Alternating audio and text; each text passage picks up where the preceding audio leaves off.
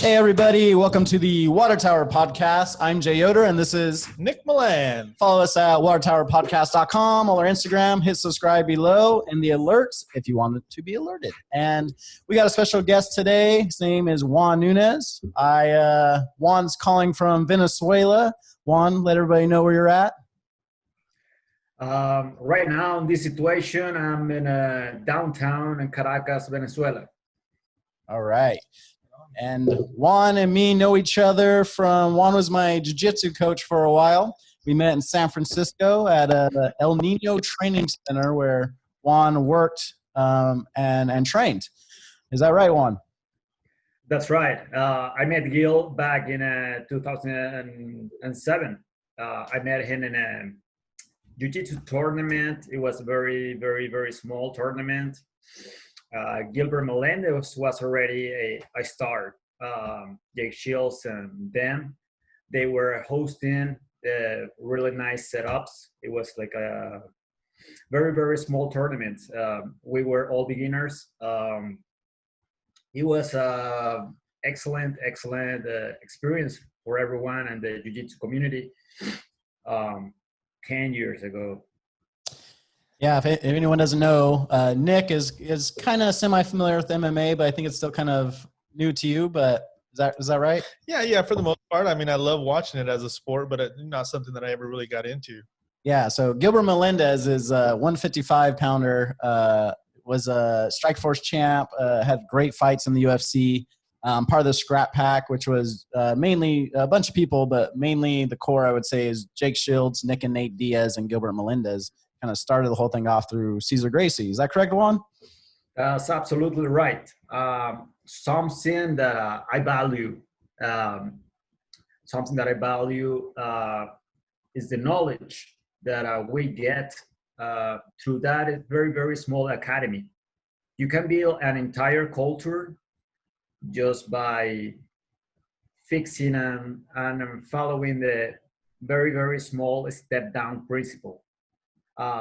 Something that I value is people from our academy in San Francisco, Pleasant Hill, Santa Rosa, Stockton. We always compete, no matter what, we're going to compete collected. We're going to be collected. We're going to be, no matter the outcome of the fight, whether we win or we lose, we're going to keep it collected. We're going to be in a good mood. So lately, I see a lot of different academies, different martial arts community that has the anger issue. Like they believe they need to be angry to perform well. And I believe that's an advantage for us because we're going to be like competing against an angry dude. All right, that's their problem. That's not my issue, you know. So that's something that I really value from our very small community in the mixed martial arts, you know. Yeah, it's kind of speaking on that. I remember I had my first jiu-jitsu tournament at the Gracie Open, training under Juan. And I asked him before the tournament, like, hey, like, do I get like aggressive or is that disrespectful? Because typically I run on anger too, you know, dang it, dad, you know, mama, just kidding. But like, I asked Juan, I was like, hey, like I want to be respectful at the same time, but he's like, oh yeah, be respectful. But inside, you know, like fuck shit up, you know? So like inside, I'm like saying different things from the outside, but yeah, it was interesting. You know, I mean, I it sounds cliche and you hear it all the time, but you know, like Juan was saying, it's up here, right? I mean, it's you got to control yourself up here in order to be into a fight, I guess. You know, Nick, Jay was one guy that I was training for a couple months under Cesar Gracie, under the same three line that we have in our community. He developed a very good sense of defense, which it was impossible to tap him out. I couldn't even tap him out after a couple months. We check, and I was like, oh, hold on. You know, we are I'm the coach right now. You know, why the hell am I not getting you? So he was, you know, getting ready to work his own game and get his own shit going, you know, and that's how it's supposed to be. You Well, know, it is an individual sport. It is, but everybody has like the build up to get like each set up like a cornerments and you know that kind of small details. Go ahead. yeah, well, I think you're being very modest for me. Thanks, Juan. Juan used to whoop my ass, but you're the master. I was the student. But yeah, through the Cesar Gracie line, I didn't train directly with him, but through Juan training under him, it's all a line of respect. And yeah, Juan was a great trainer because Juan broke it down to fundamentals of the basics. Now, I did some training before Juan, but I don't count it. I did some training where we grew up in the Central Valley. A lot of great gyms there now, but at the time, there was some good training, but not a lot of organized good gyms. Now there's fantastic gyms down there, but yeah, Juan broke it down from the fundamentals, from the like 101 of any like college course, like Jiu-Jitsu 101, like side control, especially how to get your elbow on the knee, these little details that matter. To this day, I still use those little details, and Juan like stressed those over. I'm assuming that came down from Cesar Gracie training. That's absolutely right. That's you know, Gilbert was so slick. He was so slick back then, and he was always very. What I bring up Gil is because he provided me with the opportunity to start a little a small running, like a little kind of boot camp setups at his gym. He allowed me to do it. So yeah, it was amazing. We followed the principle. We always follow the principle. We always meet up in the middle, and we make it happen. You know, I remember it was 2012, and Jay, you were already doing like a Gracie up and advanced level, so and winning first place. Is that right? That's what it was. No, it was like beginner level. I think I was white belt. Yeah, it was beginner level and had 2 matches. There wasn't too many people, but there were two really like a good wrestler and a guy that trains at a sister gym, I believe, maybe in Lodi, I forget.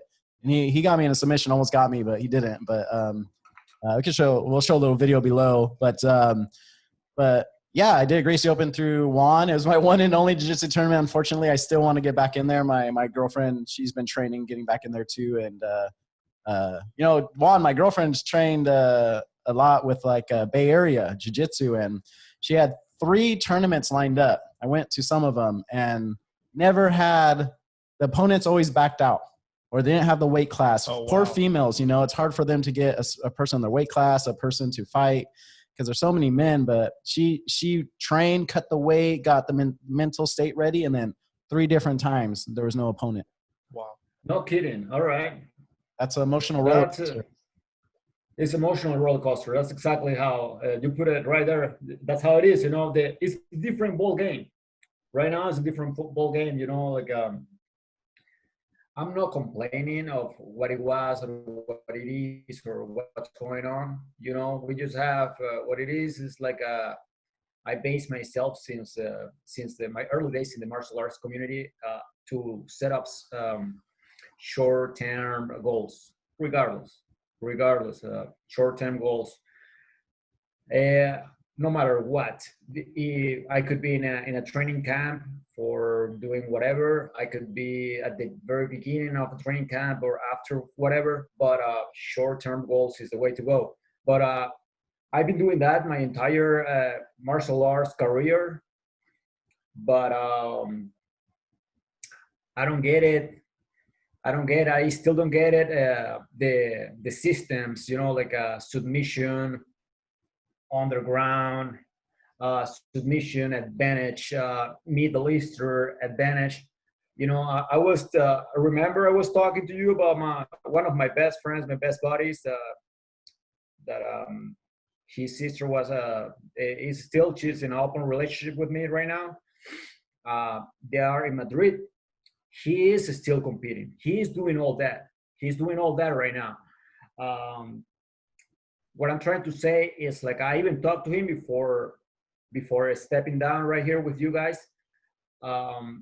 talking about the different setup for rules, the situation that you have right now with your own girlfriend.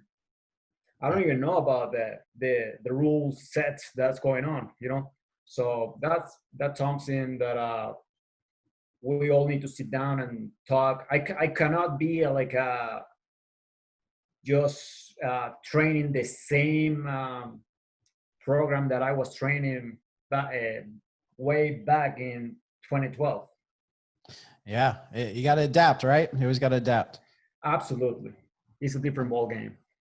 Well, let's give I'm so excited. This is my dear friend, my old coach Juan. Haven't seen. We did a little test call, but I haven't seen him in a long time. But we got cigars ready. You know, he's in the cigar region. So nice. We'll light up this cigar for Juan joining us here. Let's do it. Hell yeah. Cheers, brother.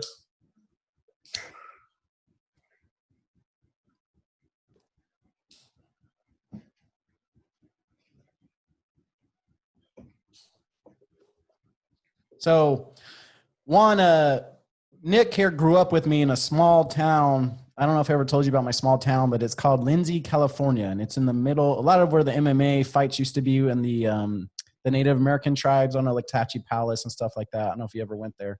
But hell yeah, bro! Tachi Palace, the Indian Reservation Casino. Oh, really? That's a huge. Hell yeah. That's a huge starting ground. Is that right? In California, because it was legal in a lot of places. Wow. What are the odds? Those are Nick, Jay. Those are my best memories in the grappling community, in the grappling circuits, in the grappling tournaments. Right there, Tachi Palace, great. Everything's great. So I don't get it. What you were saying right there? You said you guys grew up right in Tachi Palace. Go ahead. Yeah, we grew up that's like a Lemoore area. 25-minute drive? 25-minute towards the foothills. Just a small little agriculture community, predominantly Hispanic Mexican community. Mm-hmm. And I would say a very tough community, you know, plus 100 degrees in the summer. We're playing football, we're fighting, and that's kind of where our little mental toughness comes from, that little rough neighborhood. But man, people don't realize there, Juan, how special Tachi Palace and those little communities, even the other Native American tribes, was it Table Mountain and Porterville, stuff like that, put on a lot of fights when it was hard to get fights. And a lot of people from the Bay Area and LA would come, and I would watch them. Some top fighters, Josh Koscheck and Diego Sanchez, and a lot of guys fighting in these small communities. Now it's opened up everywhere, but it's just it's interesting. A lot of people don't know that, and it's great that you know it, Juan, because I knew you would. I knew you know Tachi. The UFC was supposed to be there. Lemoore, California, and that's right. I got amazing. I'm gonna send you picture. I got pictures with California kid. I met Chuck Liddell backstage. I cornered a few fighters back in 2008, I believe. I need to double check, but around that time, that's for sure. And man, I truly enjoy Lemoore, California. Tachi Palace is the food was really good. Everything, the casino, the setups, everything was. The MMA shows, PFC, Tachi Palace fights, amazing, bro. I remember I squared off against Chad Mendes in a grappling match. No, really? Wait. You had a match against Chad Mendes. So Sacramento, trains in Sacramento from Hanford, California. Really? Hanford's another community down there, but yeah. Yeah. I had it in a number, but I believe he tapped, but he said he didn't. The ref said he didn't see anything. I said, fuck it. I'm not a judge. I'm not a ref. I just need to. My job is just pace myself. He scored some points. It was friendly. Grappling is always legit. It's a sport, but amazing. It was an amazing honor to step up and square off against a legendary MMA UFC fighter. It was close though. That's all I gotta say about that. Yeah, and you know that just is a testament to Juan's character. He's a true, in my opinion, a true martial artist that dedicated his life to martial arts, and not only just to compete, but also I believe it sinks into your character, like almost like a samurai. Juan is just respectful and respects the game and always gives respect to everyone above him. You know, even throw me a bone, you know, but like Chad Mendes fought in the UFC. He had a fight against Conor McGregor, part of the alpha male community here in Sacramento, Hanford boy. And Juan, funny thing is, I believe it was Chad Mendes was a really star wrestling kid in the Valley community. And he used to do a backflip before every match. I believe that was Chad Mendes. And he was a young kid. And I remember my cousin wrestled him. My cousin got some points on him. No one got points on him. But then he developed into this really good martial artist. And sounds like Juan did his thing against him. And is there video of that? I need to double check. If I found it, I'll send it to you. I will send it to you for sure. But I remember Uriah Faber was right there recording. You know, I might hit him up, through Instagram or something, like you guys are right there, right? Like Arc Arena, something like that, Sacramento, Sac in the day. Yeah, Sacramento. It's Team Alpha Male. It's right down the road, down the road here. And me and my girlfriend, we joined there when we first moved here. In when did we move here? January. January, yeah. And we signed up, and then we trained for 1 week, and then COVID hit, or maybe a couple of weeks, and then COVID hit, and they shut the gym down. But they just opened it back up. I'm a little nervous about COVID still, but we're gonna get back in there maybe in a month or so. But yeah, man, he's got a great gym, Juan. Very fantastic gym. I agree, man. Those guys are great people. Those guys are great people. I don't know, man. They're little guys. However, amazing athletes. Everyone. Nothing to take away from anyone there. So Kobe Garbrandt. It is. Kobe Garbrandt, Chad Mendes, amazing wrestling background. We used to battle them all the time. We meet up.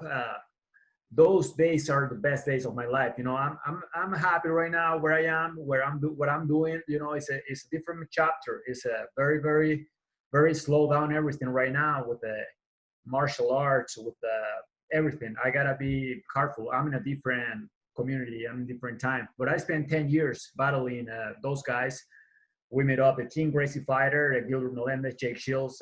We meet up at Vertex, San Francisco, downtown San Francisco, Half-Drum Street.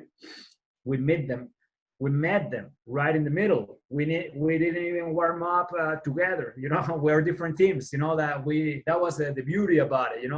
We still play clean. We're still not trying to knock each other out. But we still trying to get the job done, We're trying to, all right, let's set up some kicks, some combinations, some punches, and footwork. Amazing. And then, whatever, it is what it is, right? Interesting. So where were you living at the time, Juan? Yeah, where is Pleasant Hill, California, in the East Bay? Yeah. Yeah, right there. I was doing like a small cooking, learning some cooking through school, and supporting my girlfriend. She's a doctor now. She's in Spain. We're in an open relationship, but she came with me. She was doing like her thing in Stanford University, and I was doing my cooking thing, my MMA thing. We were trying to follow up with everything that was going on at the moment. Okay, right on. And so when you were going to Lemoore, that's where you were staying as well? You would make the trip down to Lemoore from Pleasant Hill? Hell yeah. However, we team up. I have I met amazing people through the team, through the Gracie Fighter team. There is Leslie Smith, Colin Schneider, Cody Orison, Bobby Taylor, Ninja Felix. We go, we rent a car and we drive all the way down. We stay like 7 different people in the same room. We just gonna compete. Living the life. Living the life. We were having a great time. We all competed. We all have a good time, a nice dinner. then back to reality afterwards, Yeah, perfect time, man. So I got to ask about those medals back there, man. Let's talk about some of your accolades. Yeah, dude. Thank you. Thank you for checking those. The very first one right there on the left, it is Grappling X. That was Morro Bay, California. Okay. You guys know this the state better than I do. It right in the middle, right in the middle. Then the second one was the Worlds in New Jersey. Was grappling. The third one was the UFC Fan Expo in Vegas. That's when I beat Takanori Gomi, the Japanese dude that competed against the Diaz brothers. You know that guy right there. Oh yeah, that's a big name for MMA fans, hardcore MMA fans. That was Pride, a guy who fought in Pride against the Diaz. Yeah. True story was like my girlfriend. She went with me. She cornered me for that match. True story, man. I swear to God, this is no bullshit. I made it to the finals. I beat 4 different people right before stepping in the finals with Takanori Gomi. And then she said to me, "I don't want you to compete." And I was like, "What the hell are you talking about? I'm gonna compete against this Japanese legendary dude. I'm earning a shot. I'm a nobody. He is somebody. So we're here. We're in Vegas." We went light. We stayed at Motel 6. We didn't even travel the hotels. We just had nice little breakfast, nothing fancy. Just, but I was just there ready to compete. It was a UFC Fan Expo. Everybody was there. Matt Serra was hosting the show. Anyways, and then I beat that motherfucker. I scored 7 points on him, dude. I scored 7 points on him. That's it.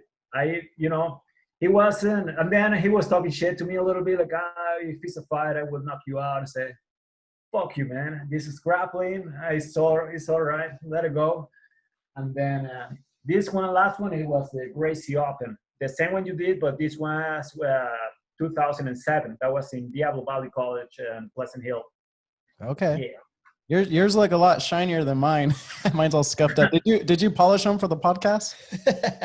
You know what I did? No, just kidding. Yeah, I did it like that. Hey, but just to put things in perspective for people listening that may not be MMA fans or jiu-jitsu fans, how do you say his first name? Gomi? His first name? Takashari? What is it? Takanori Gomi. Takanori Gomi, and his nickname, I forget what was his nickname. Rascal. But he was a huge Japanese fighter. I believe he was Japanese, but fought in Pride organization before the UFC. And they had soccer kicks to the heads. This is a hardcore thing. And this guy, the way he's saying, this guy's a good grappler. And basically what Juan is saying is like if someone that you knew said, I beat, Kevin Garnett one-on-one. That's how this guy's level is. It's serious. And Juan, was that an arm drag to rear naked choke, or was that a different match? That was a different match. I mean, I wish I would have tapped the Takanori Gomi, which is, I have nothing but respect for the guy. It's all right. He's a legend, whatever. No, I didn't arm drag him. But I took his back. I took him down. I passed his guard.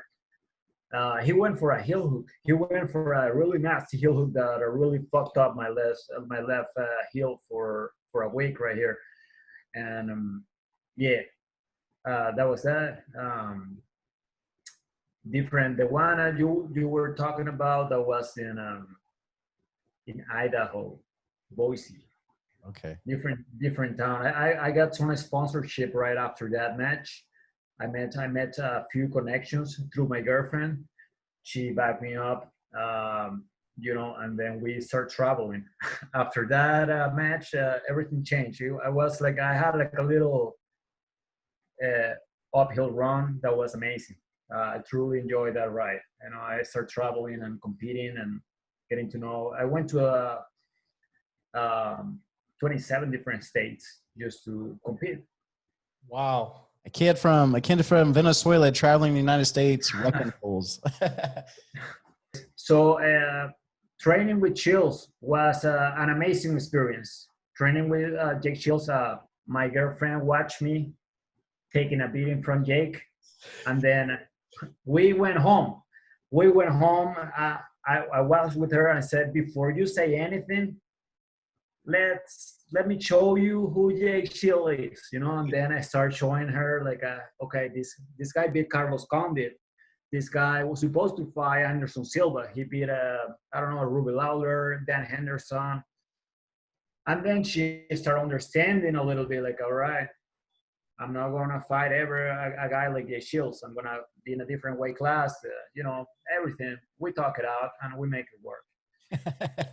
Gotta let her know what's up. Uh-huh. Yeah, man. I gotta be real. I gotta keep it honest, man. Yeah, shout out to Jake Shields. Fought at the time the biggest UFC event. I think it's been beaten now, but it was 55,000 people in Canada fighting George St. Pierre.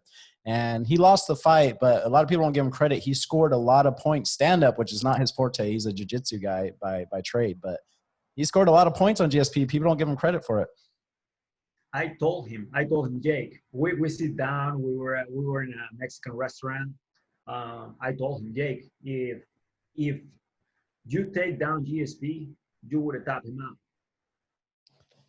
And one reason of my belief is because you pass in, it's about everybody's guard, you tap out anybody. And then he said, right on, Juan, thank you, whatever. You know, we talk it out. We always talk it out. Hey, he gave me my black belt, man. He's a legit coach. Whoa. Hey, shout out to that. Juan, I thought you were a brown belt, but damn, you got your black belt from Jake Shields' American Jiu-Jitsu? Is that what it is? Yeah? That's what it is. That's what's going on, man. Wrestling mixed with Jiu-Jitsu. American Jiu-Jitsu, right? Hell yeah, man. It's a perfect blend. You can't you can put it's always going to be a collision if someone doesn't know what's up, you know. So yeah, shout out to Jake Shields, man. Hey, shout out to Jake Shields. Badass. But hey, Juan, let's start when you first, as a kid, started training in martial arts, and kind of talk about your martial arts career and how you ended up in San Francisco from Venezuela, and then ended up going back to Venezuela and your travels and stuff like that, if you don't mind. Yeah, definitely. I was 13 years old back in 1997. I was a white belt karate, the same martial arts that Sage Norcutt, the former UFC fighter, is now in ONE FC and Chuck Liddell. It's a different, very traditional martial art. It has numbers, standing techniques, standing 1, standing 2 and 3, different, very, very self-defense approach. So anyways, the main academy, it is in Burlingame and Millbrae. They are only old people, very traditional. They are not fighters. So anyway, that's how my connection with the San Francisco community started. So anyway, so I became a black belt. Wherever I travel, when I was 18 years old, I get to meet all the old people, the grandmasters, all that. I did the meetings, the terminologies. It was so clean, so amazing, so crazy, whatever, everything. But it was great to sit down and getting to check out myself, and I get to meet all the great whatever masters. But yeah, I was gonna say then when I turned 20 years old, I realized I need to start doing wrestling. I wish I would have done it earlier.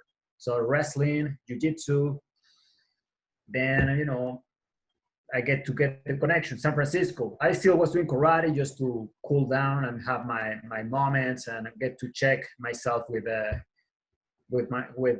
legit people, you know, with the people that knows me since I'm a child, you know, whatever. It's good to keep yourself in check.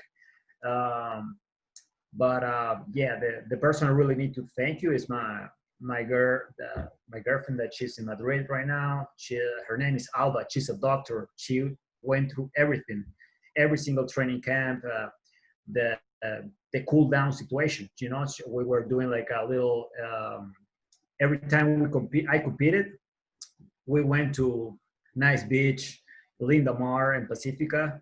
We built like a little sand castle, put a red flag in there, you know, whatever, has a tennis ball, jump around a little bit, do the,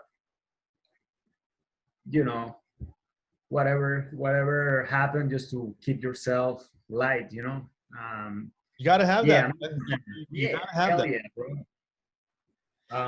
Yeah, that's that. So when you guys, so she was from Venezuela and you were from Venezuela and you guys both came to the States together? At the same time, I would have done it without her. The very first trip when I was 18, I came by myself. It was just karate time. It was just, hey, getting to know the founder of the art, getting to know the roots of my martial arts, you know, the forms, the self-defense, the peaceful situation in everything. But when I came with her in 2007, I was setting up goals, short-term goals. You know what? Because you and I know that fighting, you cannot be like talking like you are. Oh, I'm gonna fight for 10 years. I'm gonna do this.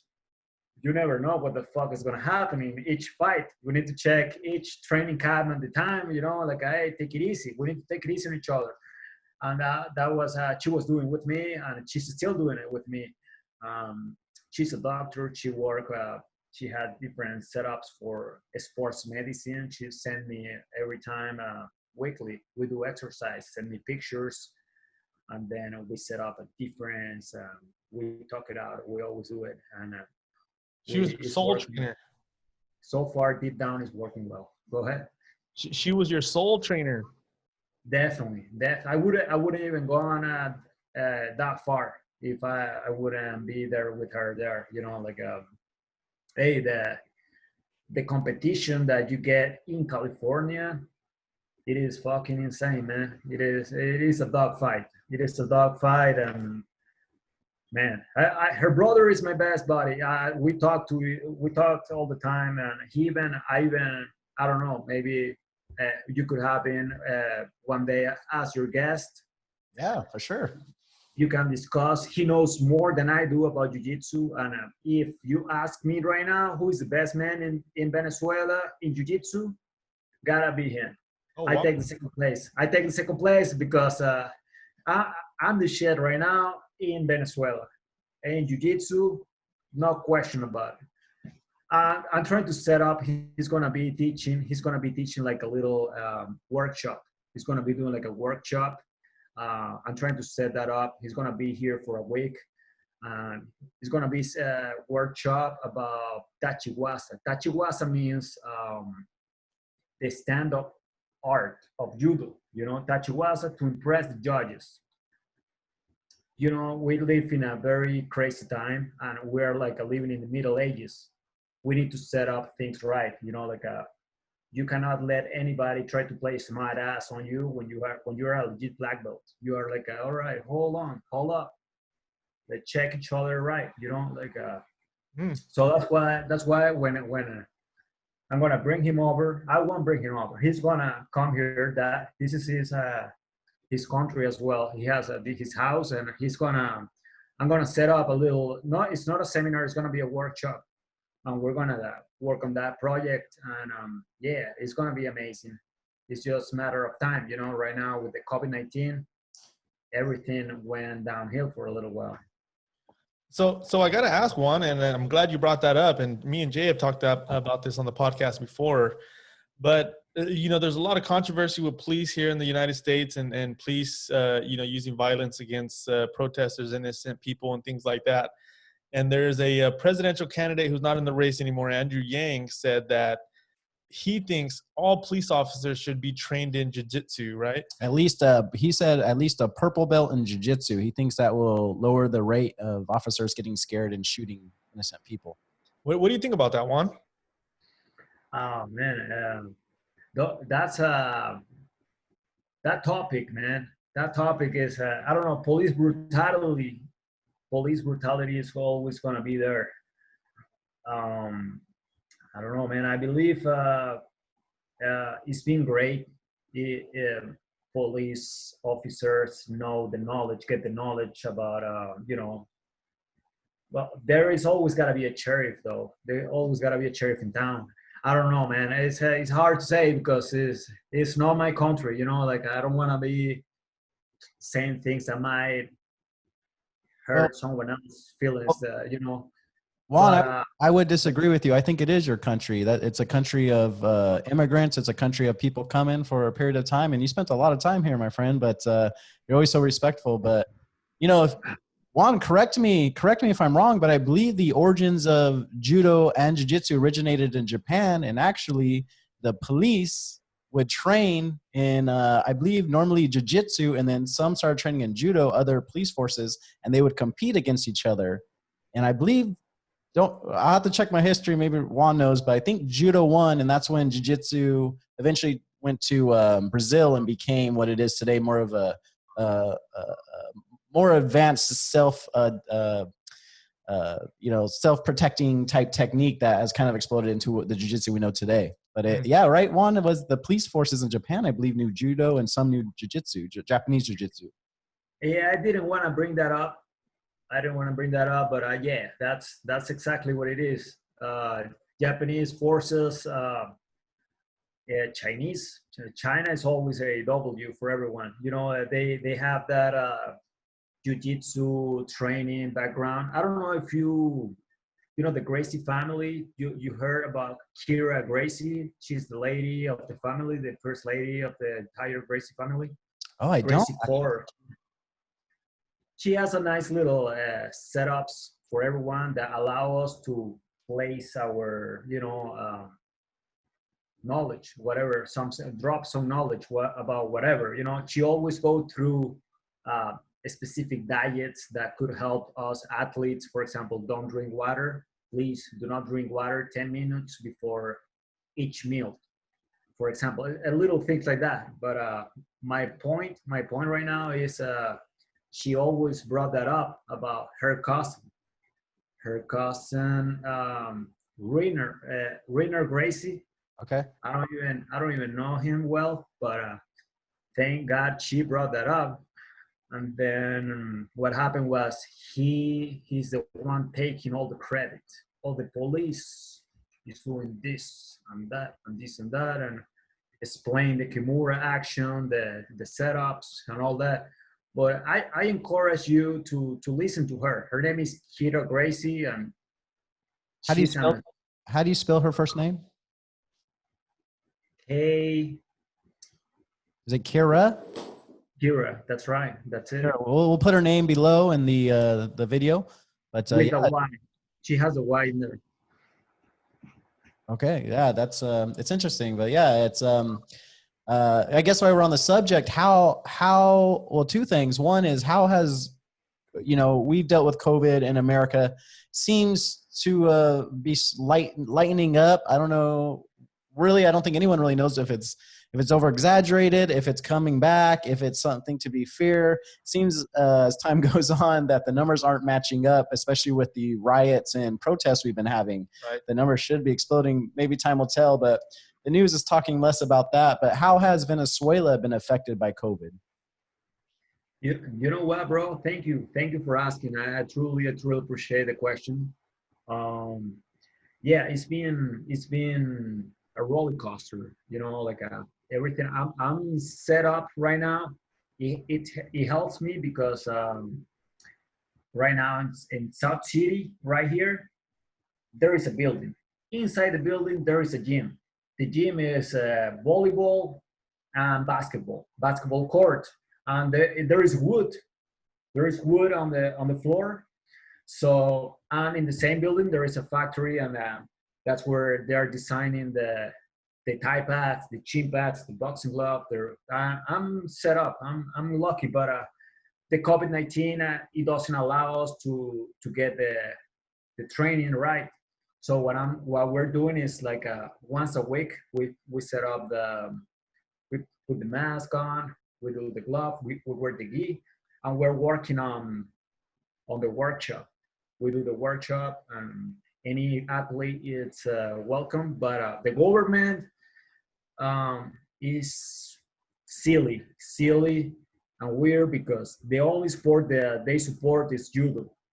I'm like, well, I don't know shit about judo. I don't know anything about judo, but I bet I I can take some people down, you know. I can take some people down. I can with the wrestling thing, you know, and that's a fact, man. I mean, so that we're working on it, but we're doing it like a workshop to putting the judges in the mix, you know, and making things work slowly, wrapping things up slowly but surely, you know, that What halfway through, you know.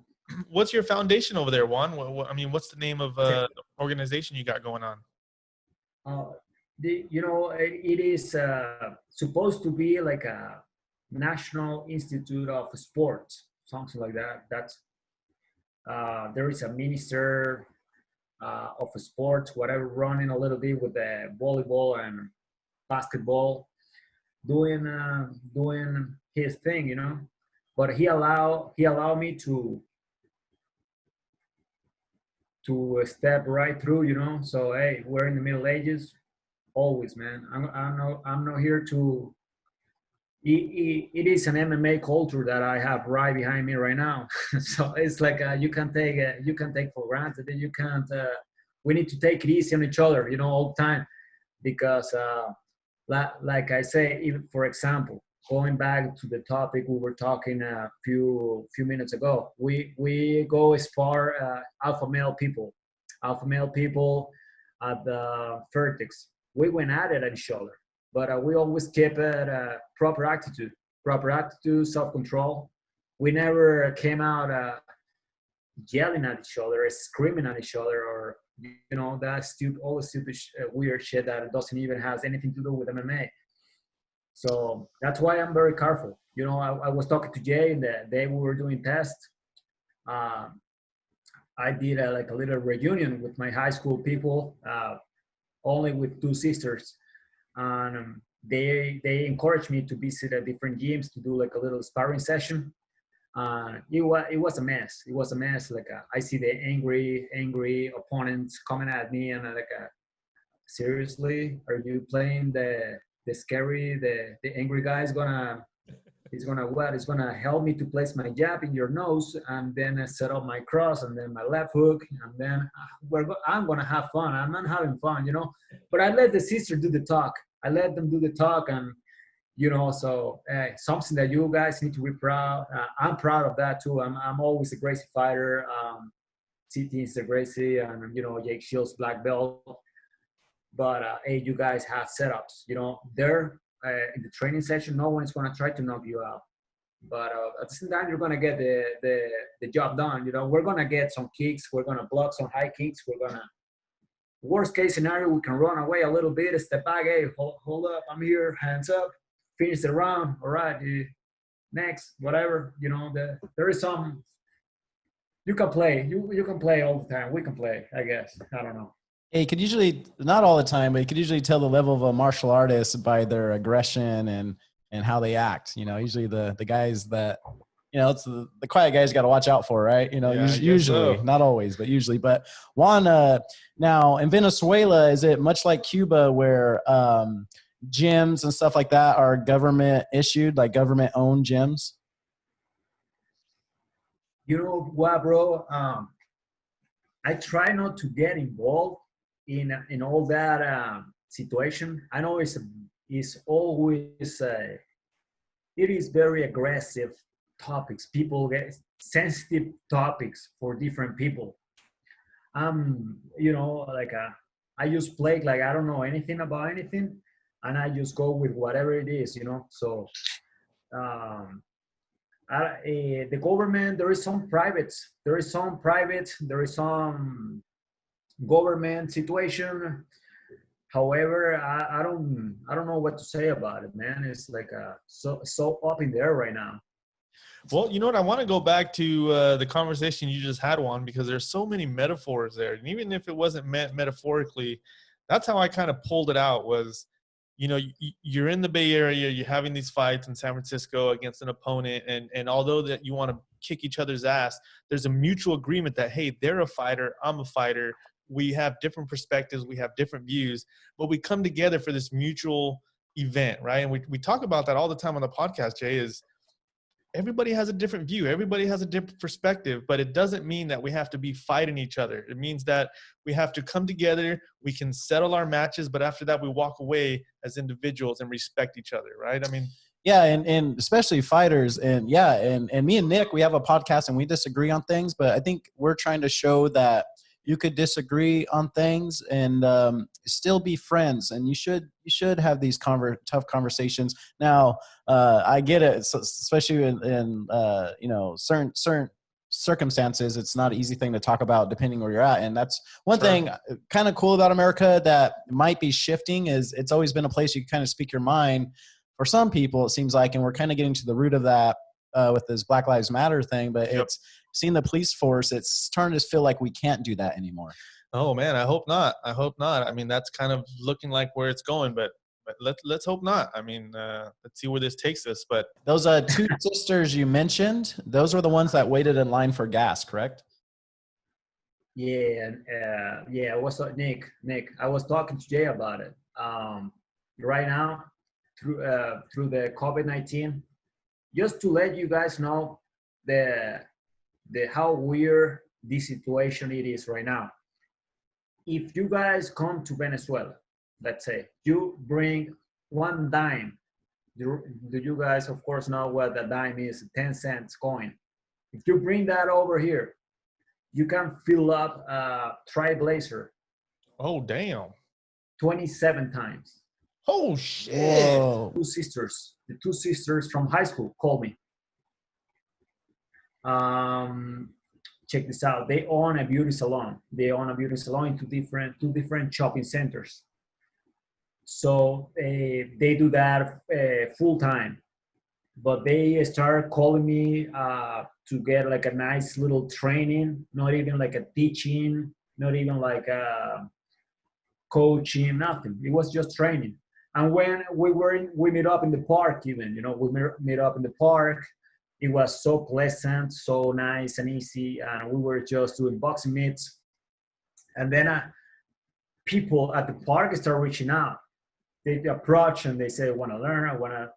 I made a few PayPal cash through those two sisters, I make a little, connections. And it's coming along. It's slowly but surely. And, something I told Jay, I'm going to do martial arts with my cool down. I'm going to do cool down always, no matter what. And I'm going to do martial art for the rest of my life, no matter what, no matter the pace. I need to pace myself. I need to do things right, and it's going to be like that no matter what. So better do something with something that I already know, something. Absolutely. And you know what I mean? I feel that when you have a skill like that and you had your fun, you came to the States, you lived in San Francisco, you traveled down to Lemoore, you created history for yourself. 27 states. Rubbing shoulders with all these professional fighters and competing and getting these, trophies and accolades yourself.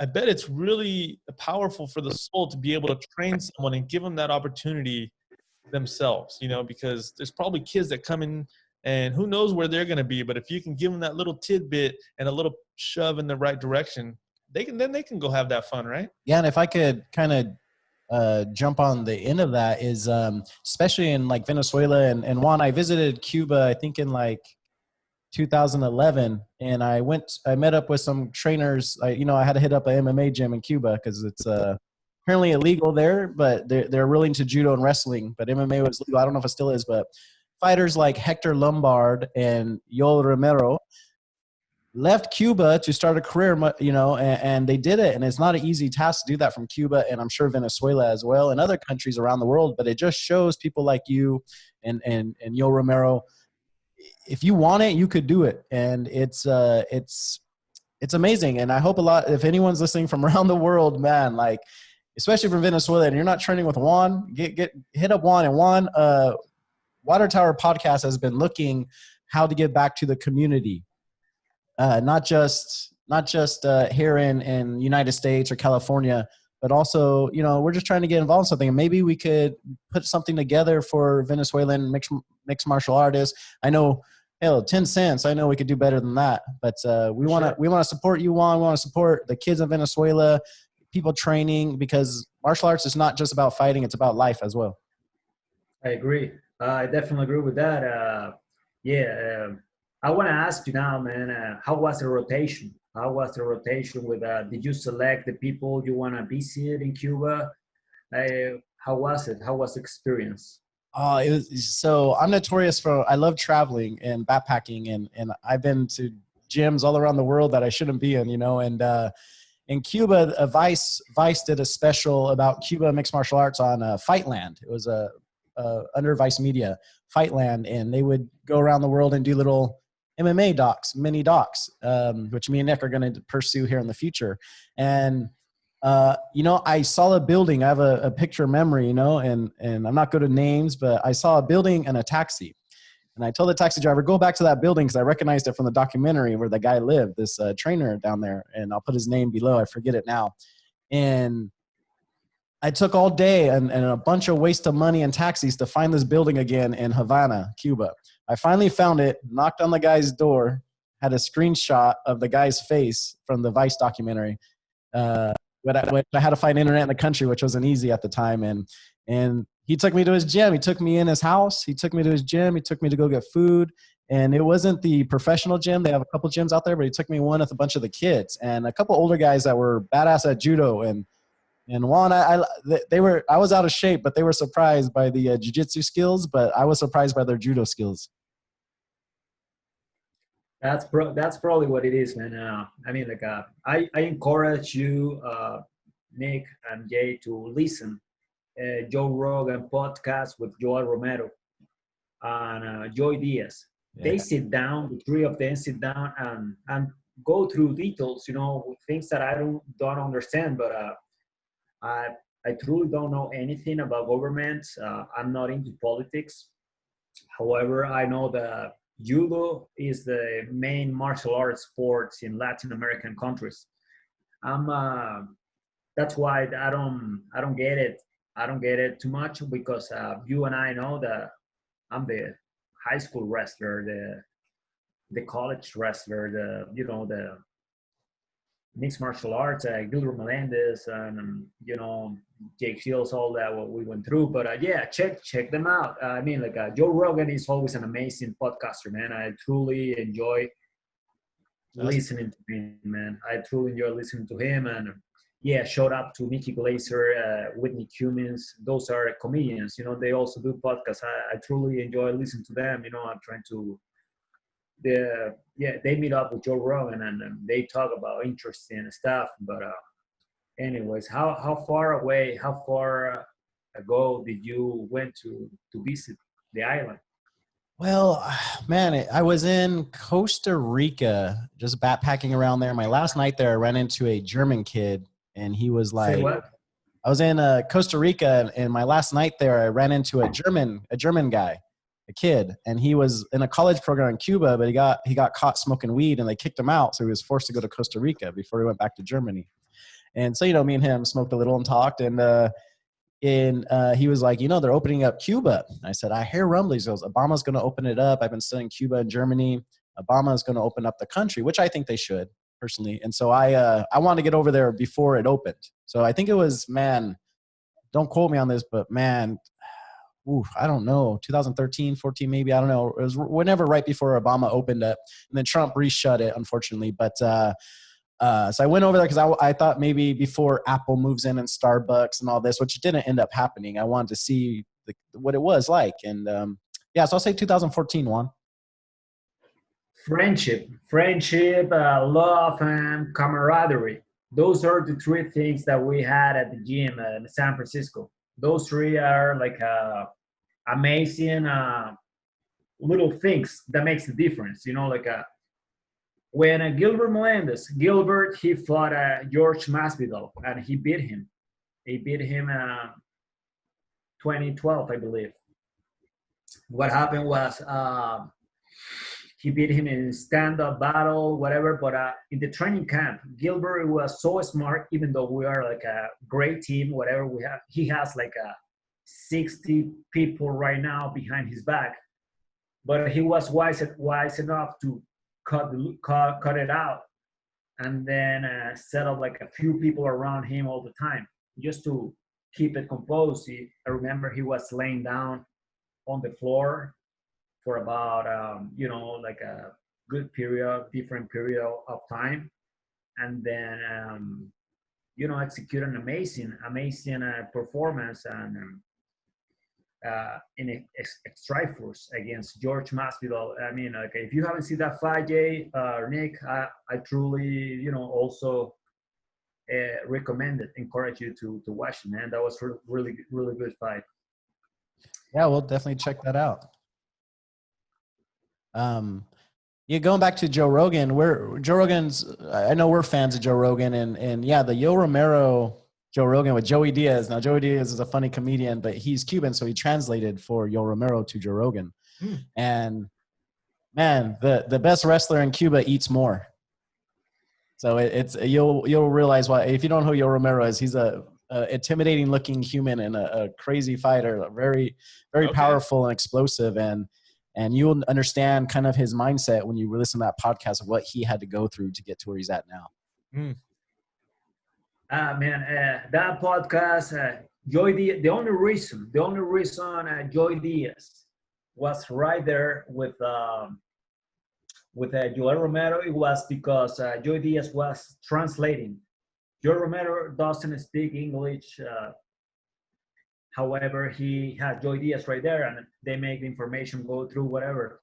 But he was saying like he has a rough childhood. He has a rough childhood with the government forced him to do sports right at the gate. But I don't want to go through it. I want you to listen to the reality, because it was fun. It was fun to watch. I truly like it.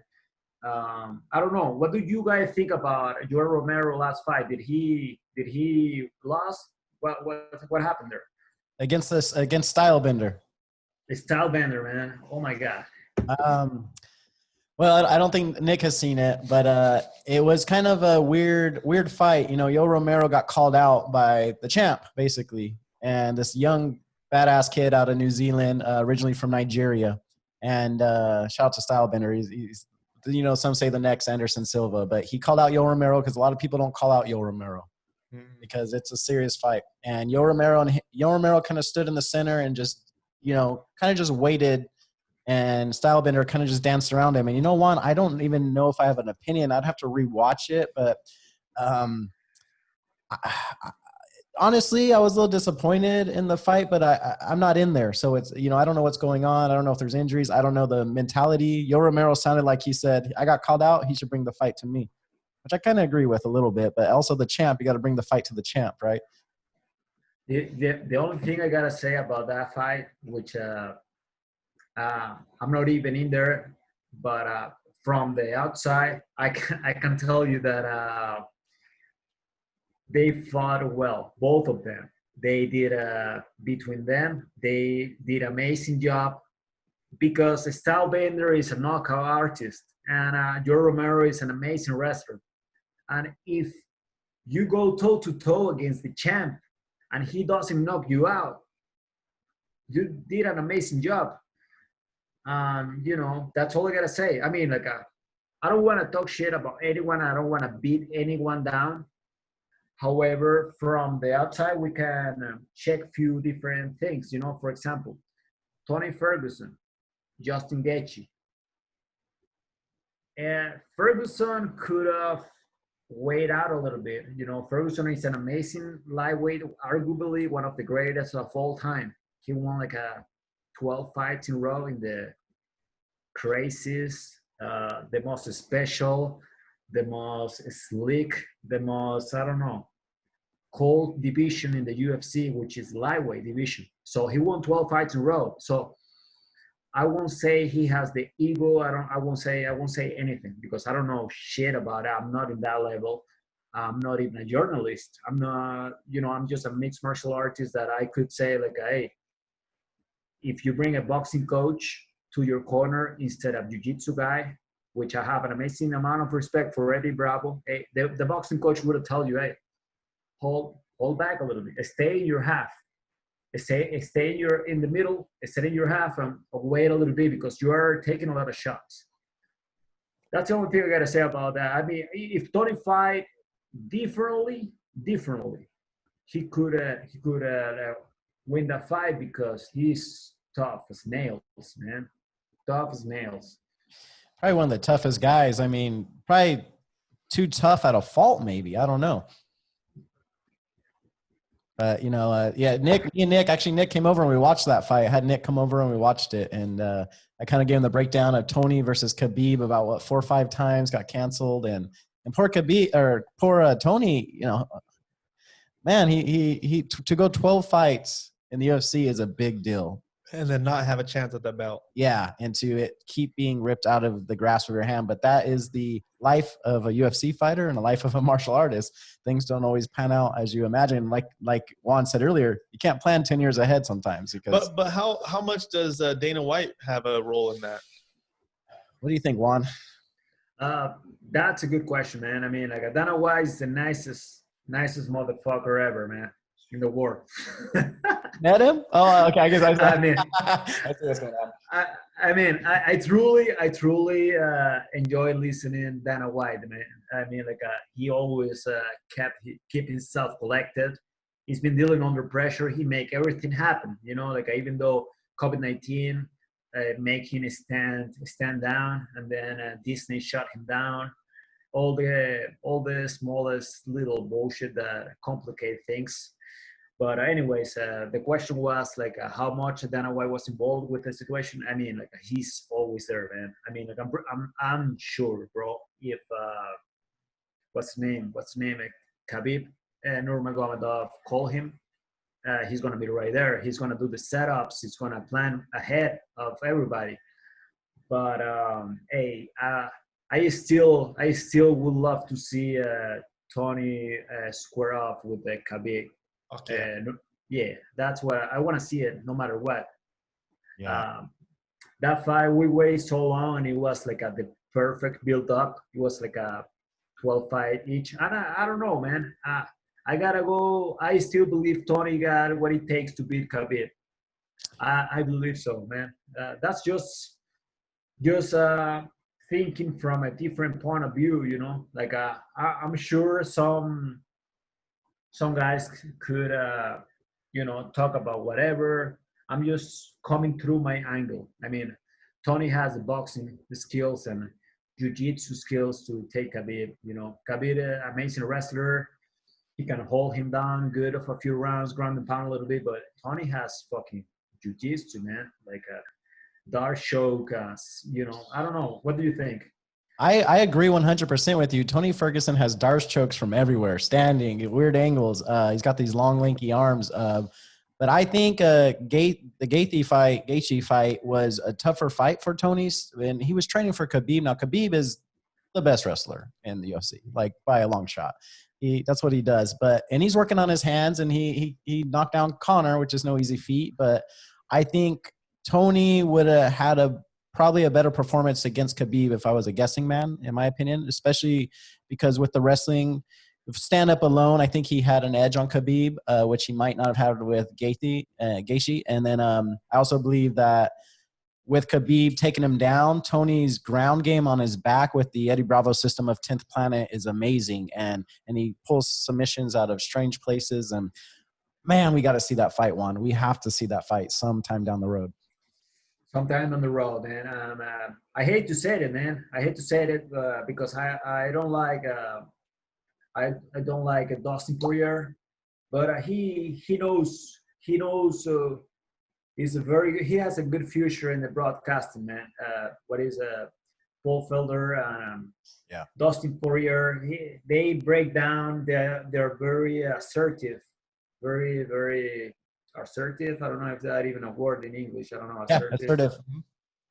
Yeah, they call out the shots, man. They call out the shots, and when they call out the shots, it happens the way how they describe it. So I'm like, all right, I gotta listen to these motherfuckers more because they are making some shit happen. So we can pick up things from them, you know. So Dustin, I don't know. Listen, if you have time, I don't know. Check it out. An interview with the Ariel Helwani, the Okay. MMA show guy. I don't know. Yeah. The big nose dude. You said it. Hey, well, Ariel Helwani, MMA Hour, I believe. Dustin before the That's interview. that. Yeah. And we'll also, we talked about on a few weeks ago, we talked about when the UFC was opening up and COVID, and we'll actually link that video up here if you click, or maybe up there. I think it's actually above Nick. And you can check that video out too. But anyways, Nick, I think you had a question. Well, I was just going to say, so going back to Tony Ferguson, and he trained for the Khabib fight, right? And I'm not into mixed martial arts, and I don't know the whole training process. But if you train for a particular person, then you find out in very short notice that you're going to fight someone else, what does that do to your game plan? I mean, does that have something to do with, you know, the outcome of the fight?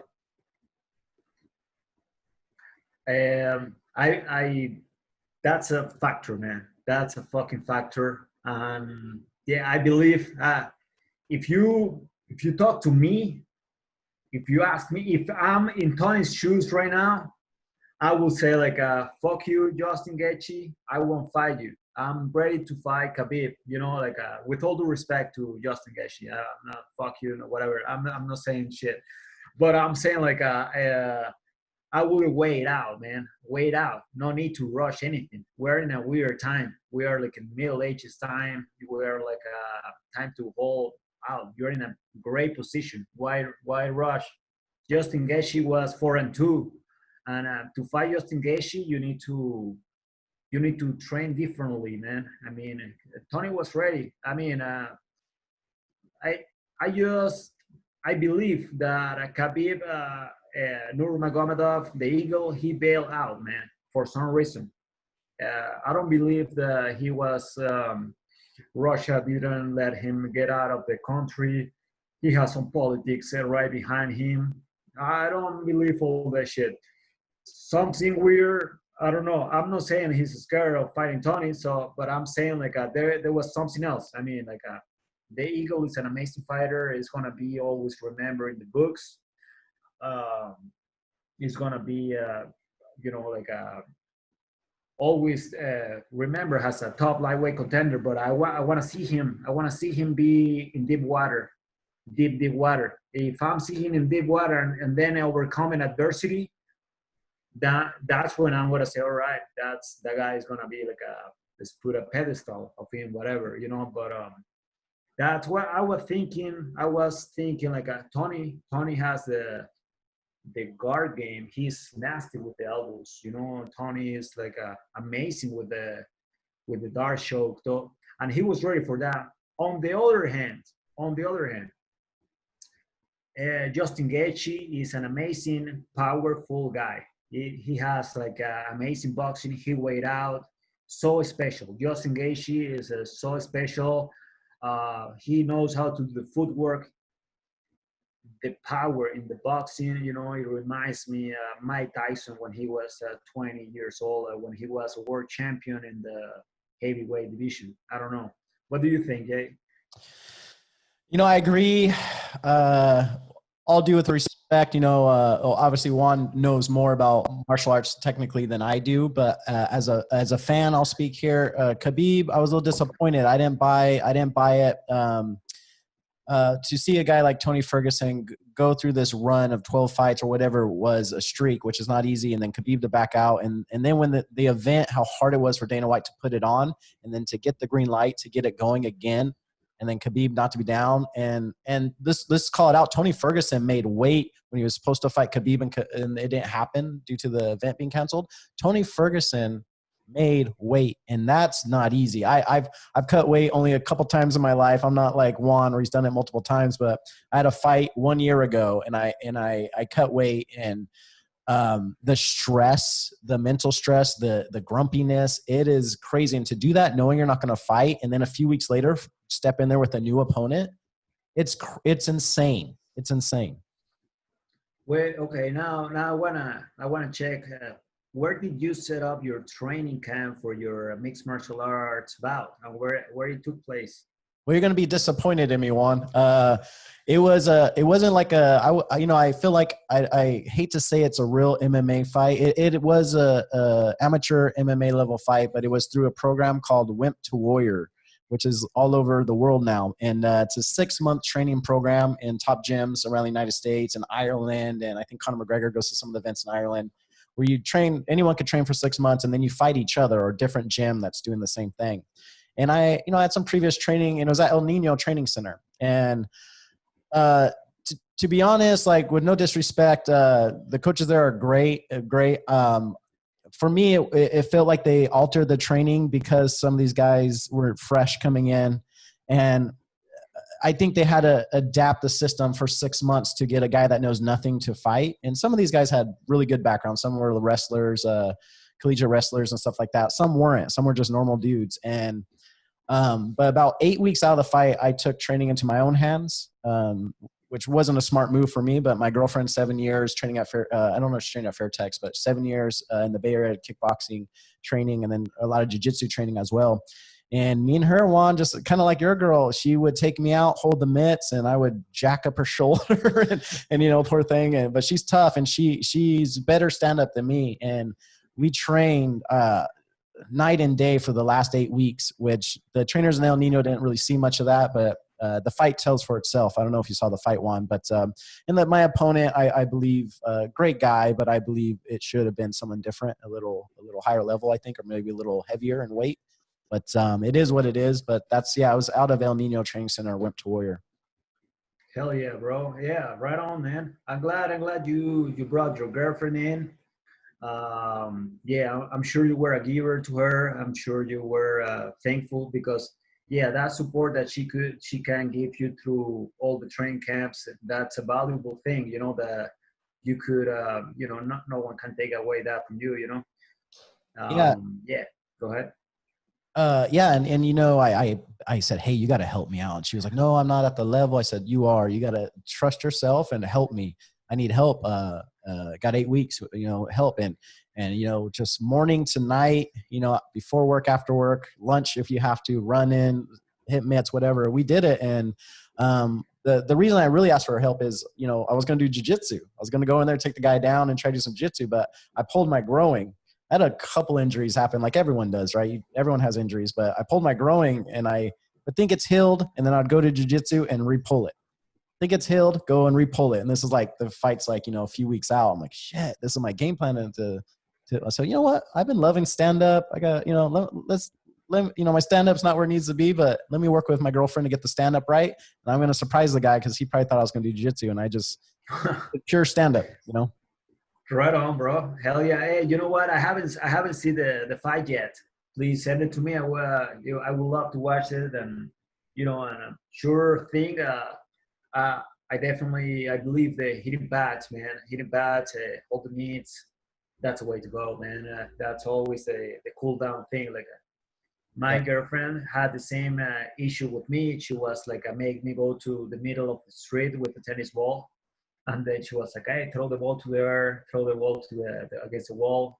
And I said, what the fuck are you doing? Hey, you need to, she was telling me, you need to step down. And you came from a freaking wild dog fight.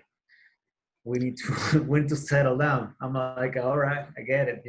And hey, I'm thankful that she's involved. And I'm glad you have the same thing with your girlfriend, going. I did. Go ahead. No, you go ahead. I was gonna check, where are you guys gonna do are you guys have like a facility or like a nice little gym? Where did you guys do the training, the meets?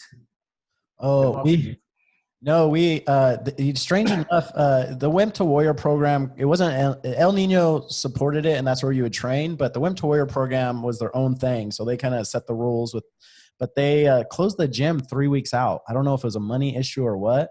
Yeah, 3 weeks before a fight, they shut the gym down, but it was Wimp to Warrior, not El Nino. I don't know if there was a contract or something. So me and my girl would go to, in San Francisco, oh, what's that park called? I forget what the park's called. Outer Sunset, where they have music venues. I forget. But anyways, we would just go to this park and they had where they have concerts, and at night they would sometimes leave the lights on.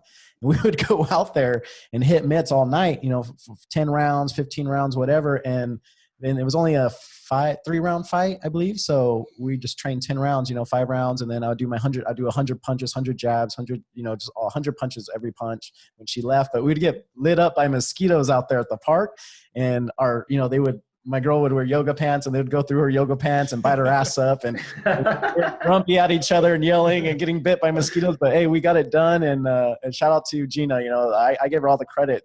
Exactly what we worked on. We did a GSP. I don't know if I was going to set up the jab and then the cross, and then we were looking into GSP style, where he would do the jab, cross, double jab, but then he would do a fake jab cross, like a little fake jab. And that's how I got like a knockout, like a flash knockout, I think it was, over him doing the fake jab. It's really hard to catch if you're just a normal guy watching it, but Juan probably will see it. But yeah, man, Gina helped me out, but it's on no level as you, Juan. And actually, I felt pretty good about my fight. And Juan sent me a video today of was that a recent fight of a knockout he just had? No, that was way back. It was back in the day, man. However, that's something that I value. That's like same thing. I was a giver for my girlfriend right before and after, during the entire training camp. I was more exciting than nervous. However, it was so a special moment. So a special moment. It was a Russian dude. Same thing, bro. I was doing the meets, but whatever, man.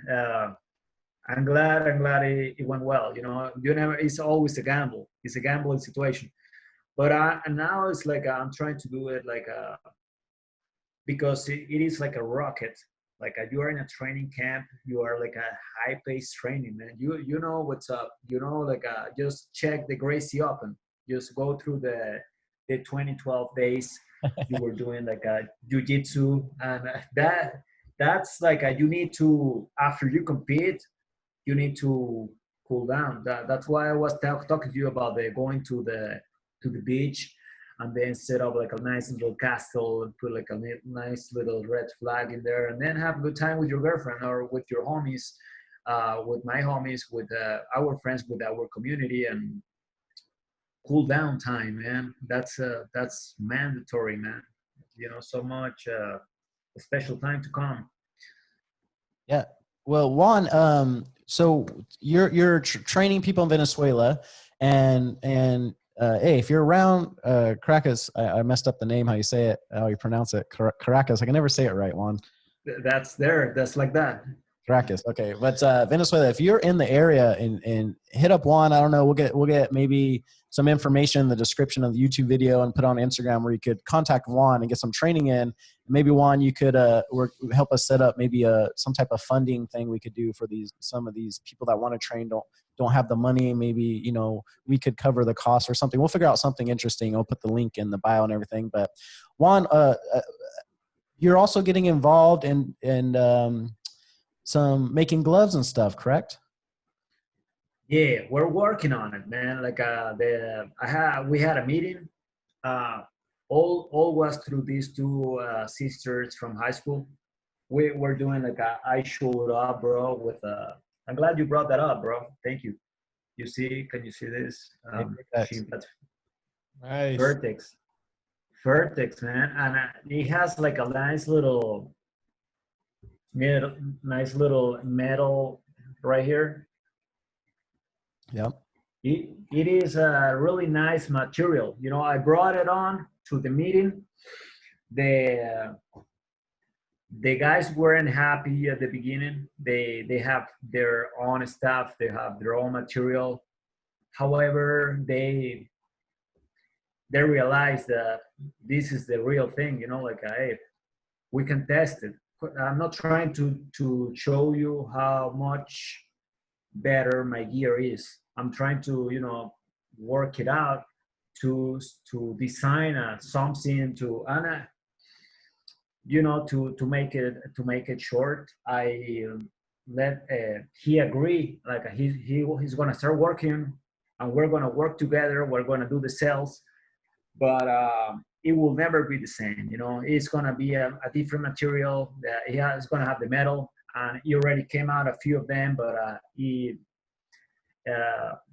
it's not Vertex, man. Vertex is a legit brand. So we're doing like a very, you know, underground material thing going on, you know.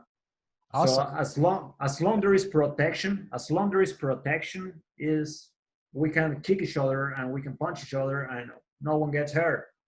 No one's gonna be hurt. Let's not beat on no one, you know. So I gotta ask, and that that brings me up to a Joe Rogan podcast. No, it wasn't a Joe Rogan. Actually, it was the Tyson podcast. He had Hot boxing. Hot boxing, right. Good podcast. But he had Ken Shamrock on, and Ken Shamrock is starting an organization where he's doing freehand. Is that what it's called? Where you don't use gloves? Yeah, bare knuckle. Bare knuckle, right. And so he's trying to promote the bare knuckle thing. What do you think about that, Juan? You know, first of all, Mike Tyson, Ken Shamrock, they are legendary people. You know, Ken Shamrock, UFC 1, and Mike Tyson, the greatest heavyweight in boxing. So who can't say something about them, you know? So anyways, I don't know. I don't like bare knuckle, man. I do not like. I truly enjoy the class. I truly enjoy like a legitimate dojo challenge. I truly enjoy a legit meeting. You know, like a bare knuckle. We're gonna fuck each other up. We're gonna bleed. It's gonna be a nasty fight. I'm sure people can take it, and yeah, we're gonna have the face all fucked up. It's years gonna be by, and say, what the fuck? I'm getting old. I'm gonna be old. I don't mind getting a cut and I'm going through a fight. We do it, but nothing like having your set up hand wraps, put your glove on, set up the eyebrows Vaseline, set up the the under the eyelash Vaseline thing, and then we listen, the belt, and then we fucking with our corner, we set every single detail down, man. I mean, I truly enjoy that. I remember way back in the day, talking way back in the day. I'm talking about 2012. Around that time, we were handling business with jiu-jitsu. Cesar Gracie picked me up at my apartment. He was with Nick Diaz and Nate Diaz. He picked me up and we went to King's Gyms. Oh, King's MMA? Yeah. Oh. King's MMA. I don't know if it's MMA or King's Boxing. King's Boxing, which is Andrew Ward, Olympic gold medalist. Boxing gym. We went there, the three of us, and Cesar Gracie was driving. We all match up with a different boxer, and we were handling business. But I remember the setups, man, like hand wraps, boxing glove, mouth guard, helmet, and it's not a knockout training session, but it is a fucking work. It is work shop, man. It wasn't fun, man. It was fun, actually. I was trying to say that. Did you get in there with Ward? Hell no, man. Oh, man, I was gonna say who, because I know Nick gets in there with them, right? Nick and Nate. Nick was in there. I didn't witness Nate sparring Ward. I'm sure he did it though. But I watched Andrew Ward going toe to toe with Nick Diaz in boxing. That was amazing, bro. Amazing. I would pay money to be able to watch that. Yeah. I'd pay money. Hell yeah, man. Yeah, blessed. I was blessed. It was an amazing shot to getting a call from Cesar and say, hey, we're going to pick you up. Cesar was like that. He wasn't like a planning thing. He was, that's why he always make his athletes to be ready for whatever. So that's why he was the one that make his student to force them to set up short-term goals. You know, like, hey, get ready because the goal is gonna come. So they said, "Oh, hey, Juan, I'm on my way to pick you up. So fucking hey, grab my bag, put my gear on, and let's go." Fuck yeah. Yeah, hell yeah, bro. Well, Juan, so you've had this awesome career with martial arts. You've dedicated your life to it. You've moved around the world and back to do it, traveled 27 states in the US, you know. Man, great opponents, you know, getting your black belt from Jake Shields, that alone is amazing. Beating Gomi, you know, a lot of, you know, Chad Mendes competing against him. And you're training people in Venezuela, but are you also still fighting? You know, I'm not trying to set up shots on a fighting in a cage. I'm not trying to set up shots like that. However, I'm willing to prove myself. If someone around my hometown question my, you know, my integrity or my, you know, my knowledge, my abilities to teach martial arts, I will be down to fight whoever, you know. Yeah, that's that. And I had, you know, I will meet anybody in the middle, you know, and it hasn't happened yet. However, you can tell how the difference. Martial arts schools are always different. I already know that, you know, because the dojo challenge situations in California are the cleanest one, dude. Everybody come in straight up with a clear headed, you know, and we're there for business, and that's how it's been, and that's the way how it's gonna be, bro. Yeah, and I could tell you, I've been to a lot of gyms. I'm a bit of a gym whore. I should be a black belt. I'm a white belt, but I like to just stop in. I train for a couple months and I don't, you know, I concentrate on web design or career or whatever. But man, I've been to a lot of gyms in the Bay Area too, Central Valley, Netherlands. I trained in the Netherlands, but Juan is the best coach I've ever had. And it was just a beginning jiu-jitsu class, which you're a black belt, way more advanced, but you were I think a purple when you were training me. But man, you talk to your students like humans, but you also get on their ass. Like, hey Jay, you know, what's your diet like, man? I saw that last roll, it wasn't so good, you know. And it's man, if you could train with Juan, you better. Man, I wish I was in Venezuela training with you right now, because you're just a great coach, man. And to this day, one of the best coaches I've ever had. I dug that class, and still I miss it. I miss it a lot. And I call it Juan Jitsu, but it's, you know, Cesar Gracie Jiu-Jitsu, Gilbert Melendez and all that. But Juan, is there anything else you want to add? We've been doing about an hour and a half. Anything else you want to tell the people? Yeah, bro. I don't know, man. You can reach me out in Instagram. You can reach me out at tbag196. I'm posting pictures about the different training I'm doing with the functional thing, in the park, with the boxing, with the Kachiwasa thing to impress the judges, with the, you know, trying to get in Jiu-Jitsu, American Jiu-Jitsu slowly, you know, but surely. I don't know, man. Thank you so much for having me, guys. Shout out to the podcast, and I don't know, man. Until next time, I guess. Yeah, Juan, we gotta check in with you maybe in a couple months or something. We'll get you back on and see where you're at, see what you're up to, and shit, maybe we'll take a trip down there and yeah, maybe we'll get some footage. Maybe we'll get out to Venezuela. My dad's actually in Colombia right now, next to you, but.